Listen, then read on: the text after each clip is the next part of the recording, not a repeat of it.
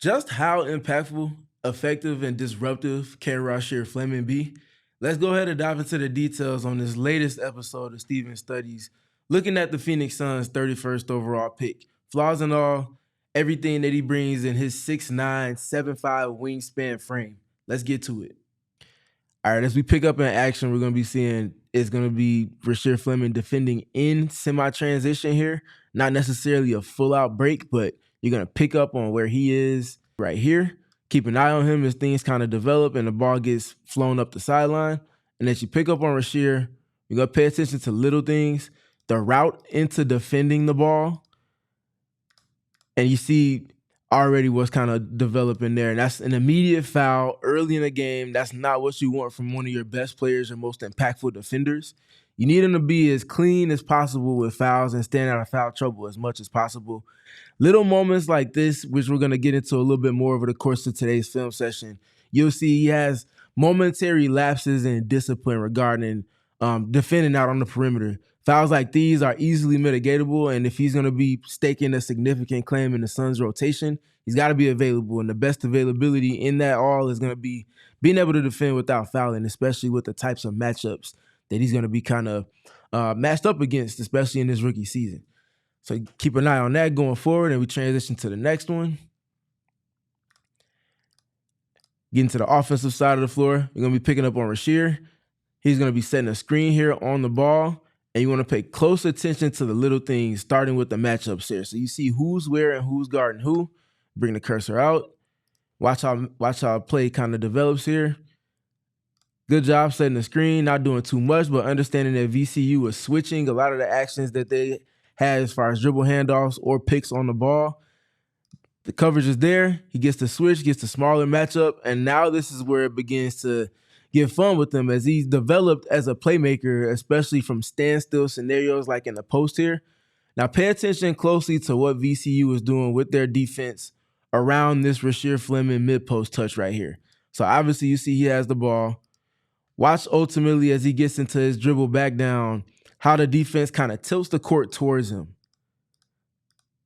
So you see the double team comes from the second closest defender, not from the defender at the nail one pass away, but that middle defender. Basically double teaming off of the one player that's considered a non-shooter. And Fleming takes the pressure, does a good job not trying to do too much with the pass, but trusting that his teammates are going to make the right decision after he draws two to the ball. As Kevin Durant has mentioned to me before, you get two to the ball, that's when your offense starts. If you can get that, everything else should work the way that it needs to.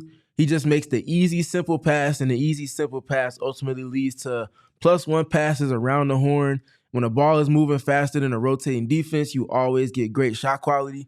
And on the backside, though Fleming does not get an assist in any capacity for this, it generates a wide open catch and shoot three-point opportunity for a player that St. Joseph definitely likes to have, taking these catch and shoot opportunities.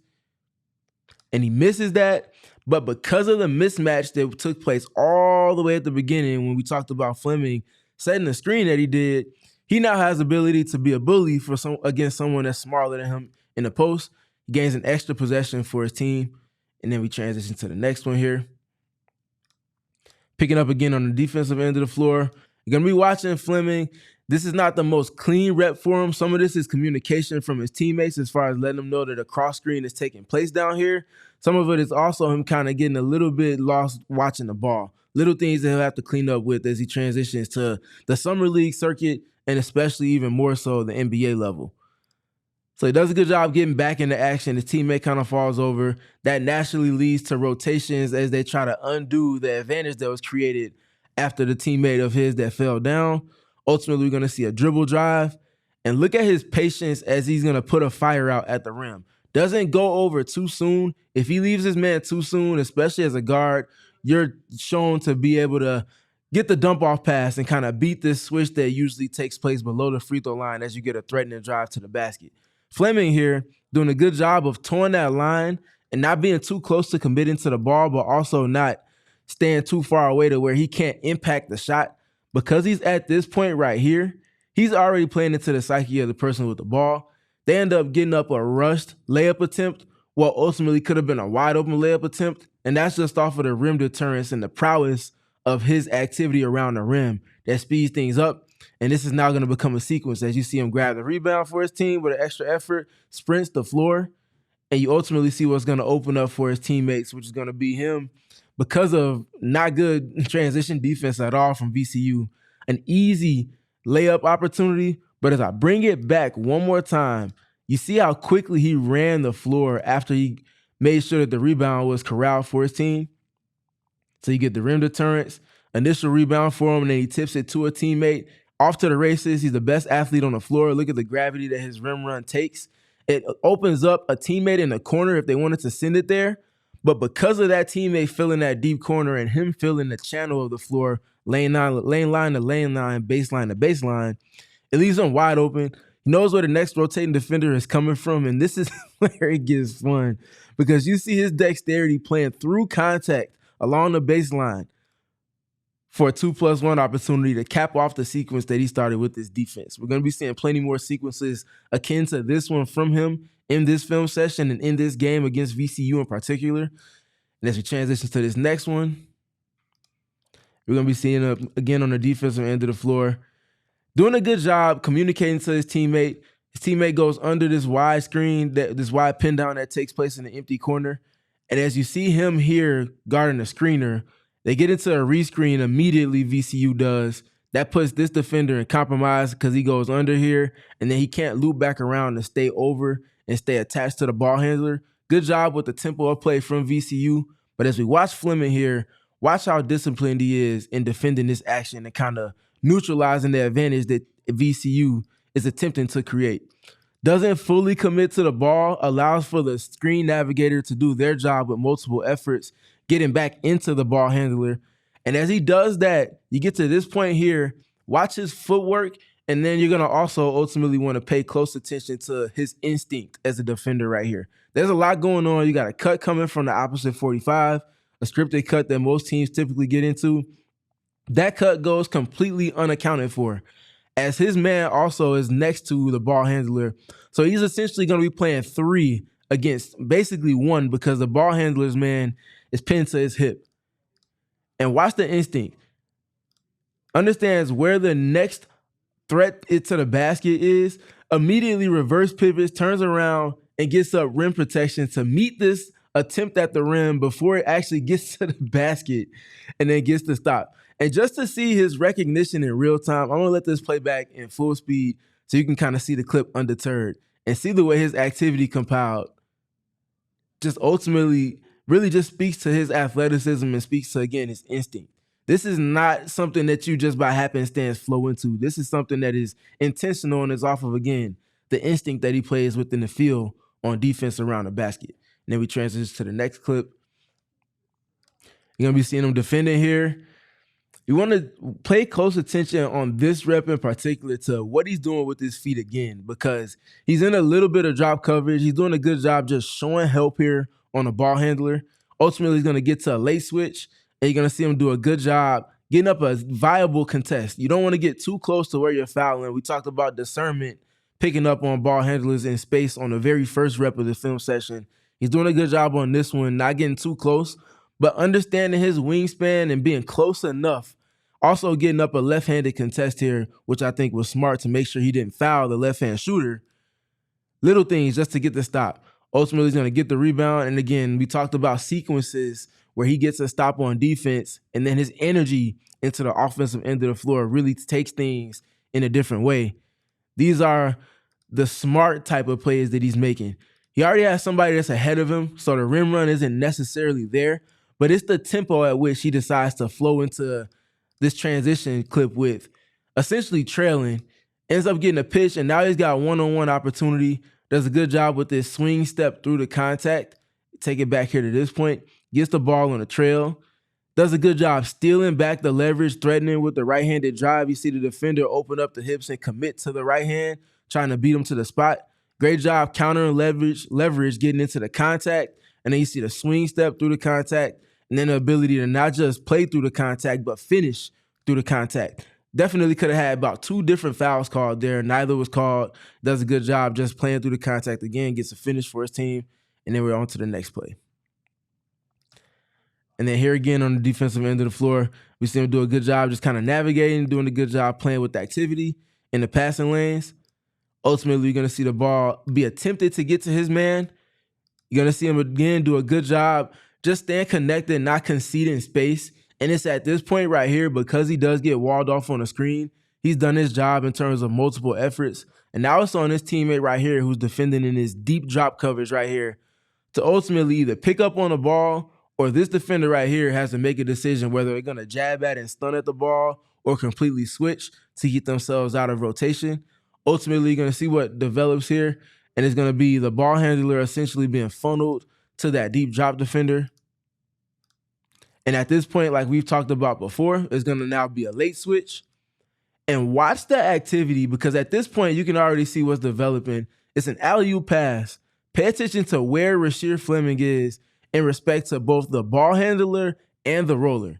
This is like a 99%. He shouldn't have nothing to do with this pass that's ultimately going towards the square for this player to meet it for an alley-oop finish. However, because this is Rasheer Fleming that we're talking about, watch how his multiple efforts in getting clipped on the screen, getting into the late switch, and ultimately being able to get to this pass kind of develops into.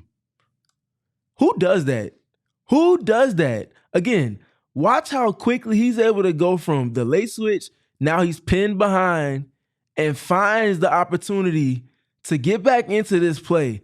This is a 99th percentile type of athletic play and activity that he's playing with on this play to keep the defense intact, not allow for them to get scored on, and come up with another one of those EGB type of plays that also Iguodala talked about last season, and that's energy boosting or energy generating behavior. He comes up with so many of these types of plays. He may have gotten beat there, but because he has the multiple efforts, it ultimately turns into nothing, and his team is ultimately going to be off to the races.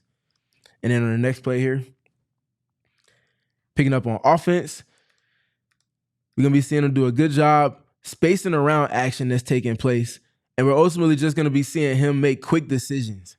And I like him taking this three-point opportunity, but more than anything on this rep, as you see him respacing, as you see the screen get rejected from the guard on the ball, you see Fleming in the top left corner of the screen respacing.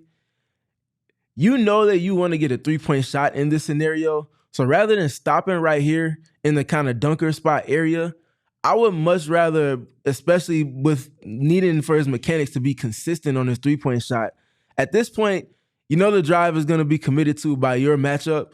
Respace, get all the way to the corner immediately instead of getting there on the flight of the pass. That way his base can be set rather than stepping behind from where he gets the catch at.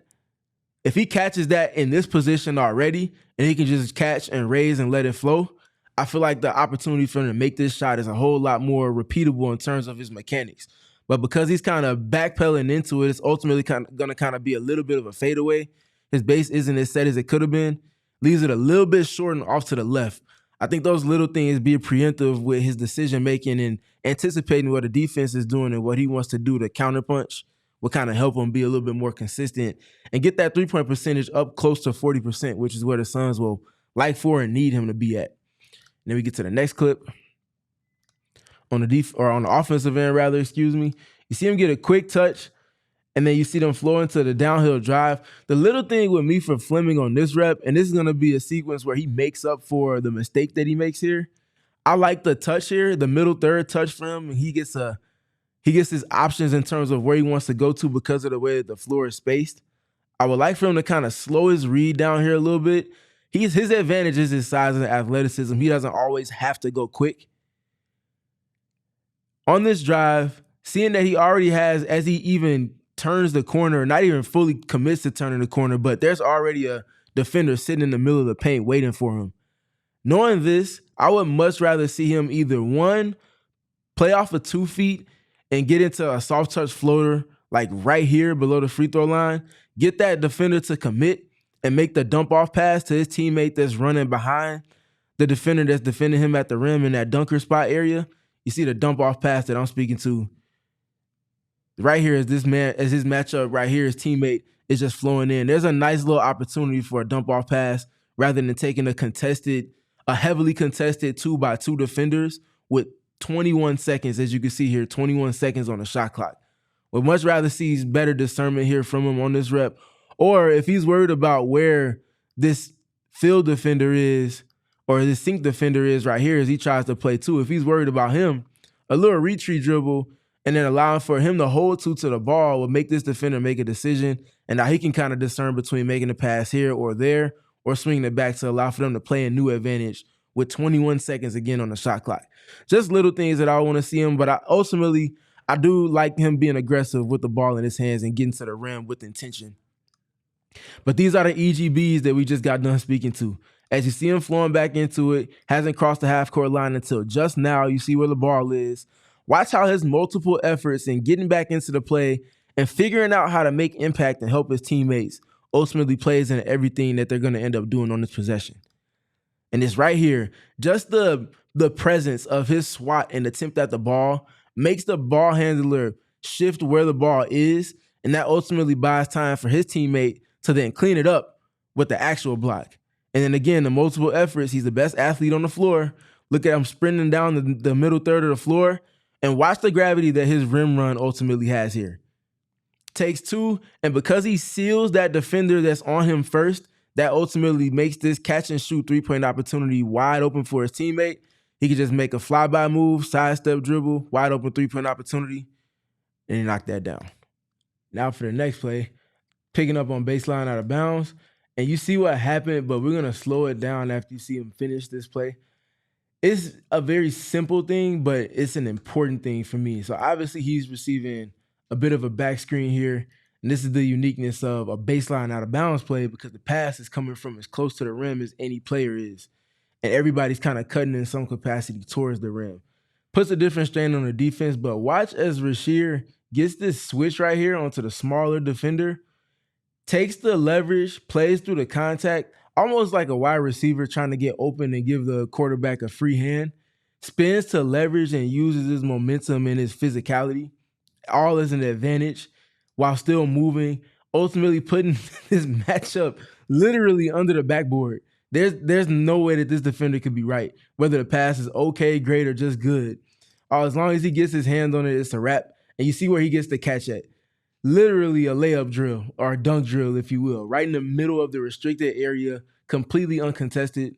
And it just displays his understanding of leverage and how to play with that through physicality as well. And then on to the next one. Picking up in a little bit of semi-transition here. You can kind of see him in the opposite slot right now of where the ball is, kind of going towards the wing area. You're going to see him set a quick wide screen, a wide pin down. This is something that he's going to get into a ton with Kobe Bryant, I'd imagine, in Summer League and going into the NBA season. Should he get minutes in the main rotation, I imagine he sets a lot of these screens for both Jalen Green as well as Devin Booker and even someone like Grayson Allen if he's still around. Wide screen, wide pin down set, and you see that because of the screen that he sets, as well as the ball handler's ability to turn the corner and get downhill, the ball handler is able to engage Fleming's man, as well as keeping his matchup attached to the hip. So the ball handler takes two to the ball. And you can see Rasheer now with a clear runway to the basket. This is where we're going to kind of look at some of the detail in him attacking the rim because he's going to have to clean up some of the footwork and discernment on how to go about attacking because you won't be able to just out-physical guys in terms of getting to the basket. It's going to take a little bit more strategy to the approach. So obviously it's a clear runway to the basket. Obviously there's one line of defense between him and the rim. Great job from the defender with verticality. But as we kind of slow it down after you see him get the shot blocked, and we go through it a little bit more slowly, gets to the catch. What I would like to see from him in these situations, so you get the catch, 1 pound dribble to establish some force, some balance, and really kind of get into the chest or the legs of this defender that's closing out to him at the rim to try to put the fire out. If he takes that pound dribble that I'm talking about and then takes that step into the basket, now he's playing off of 2 feet and off of a balance. And this is where his strength will come into great play and great display here. Because he doesn't do that and doesn't steal back the tempo of the pace at which things are developing here, defense is able to kind of load up quickly, get in position, establish verticality jumping before he does, kind of beating him to the launch point. And because of that, as well as discipline not reaching too much, VCU gets a stop in a situation where he should have got a dunk. And we kind of let this one flow through a little bit more so you can see it without any pauses. Right there, if he kind of steps in and gathers the pace a little bit more, he's able to either get to the free throw line at worst, if not score and do that. And in this next play, see him picking up again in the half court. And we're just going to be paying close attention to him early in this possession. So as I bring the cursor in so you can see exactly what I'm looking at here, you're going to see Rasheer setting up shop on this block right here. You got the matchup kind of playing him top side right now. Pay close attention to his body language in respect to how he's initially being guarded and even more so where the ball is. So as I take the cursor away, keep your eye on Rasheer Fleming. You see how he's playing the leverage, spins. And now he's got the defender right where he wants him. Balances off. He's pushing to create space to create an angle for the pass. Ultimately wins on leverage, gets the catch right where he wants it to be. Right in the middle where imagine if there was a logo there, he's at that mid-post spot. And watch him work and assess the lay of the land after he gets the post catch. We talked about one of the passes that he made and kind of anticipating where the help defense was going to come from in terms of sending a double team. Watch as he assesses on the catch where the other 4 defenders are here for VCU in respect to the 4 offensive players around the three-point arc, and ultimately how he keeps a beat on them and how things develop as he takes his first dribble. So he knows the dribble is going to be the trigger for wherever the extra help is going to come from. Double team comes from the nearest defender to the baseline. But he notices that leverage-wise, there's no one on the baseline defender because the helper on this backside, as I bring the cursor back in, is entirely too high up the floor to be able to play this offensive player and this offensive player. They're not in sync with one another. So because this defender right here isn't at the block, Rasheer already notices that the help defender that's probably coming to double team is here. The dribble is going to be the trigger. As soon as that happens, the baseline is completely clear for this player to sneak behind this defender here who's supposed to be playing 2. Catches that early, and because he does so, plays the leverage opposite of where the double team comes, knows that a bounce pass is there, and now he put his teammate in a position to potentially get a scoring opportunity.